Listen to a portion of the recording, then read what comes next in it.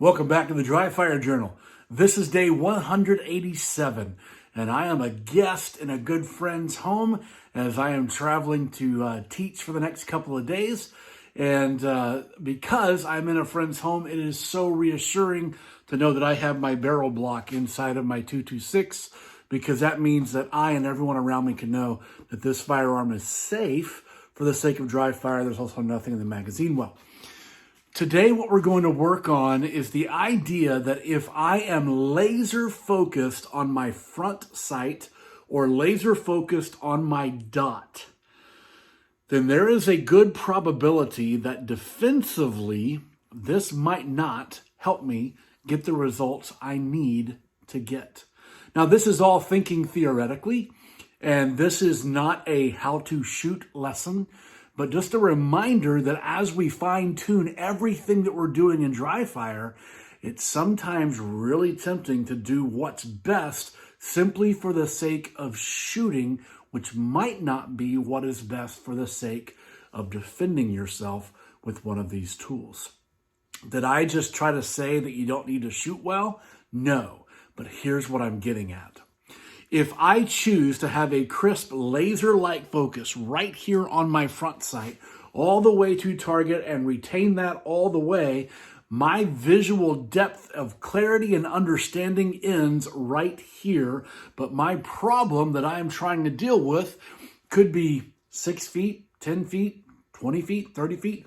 Who knows? Because the situation will only be what it is, where it is, how it is, and when it is. And I don't get to pick it, because I'm playing defense, not offense. So whether you are shooting irons or whether you are shooting your dot, what I want you to try just for today is try to have all of your attention on the target and be aware of your sights and see what happens.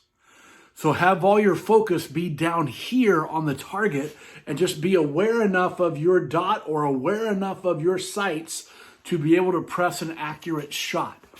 It is best that you try this with a laser cartridge so that you can have a visual representation of about where your shot would go. Laser cartridges aren't necessarily inherently accurate, but they do give you a pretty good picture of where your shot would have gone.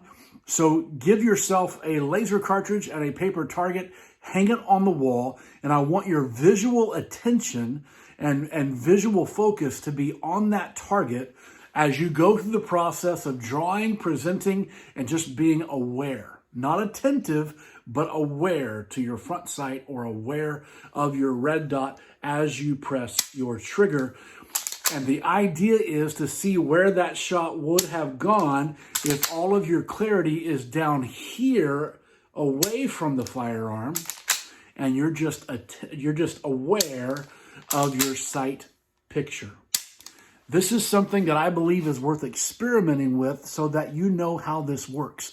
You may find that I find that for some shooters, this is very helpful for them to be able to shoot a little more quickly and with accuracy. For some people, it's a very hard habit to break to have a very crisp laser-like front sight focus or red dot focus. Again, I'm not trying to teach you how to shoot. I'm not trying to teach you what you should see. I'm just trying to ask the question, if all we're focusing on is our front sight or our red dot, are we doing it right if we're training ourselves not just to shoot accurately, but be able to defend ourselves against a situation that will almost always feel like an ambush?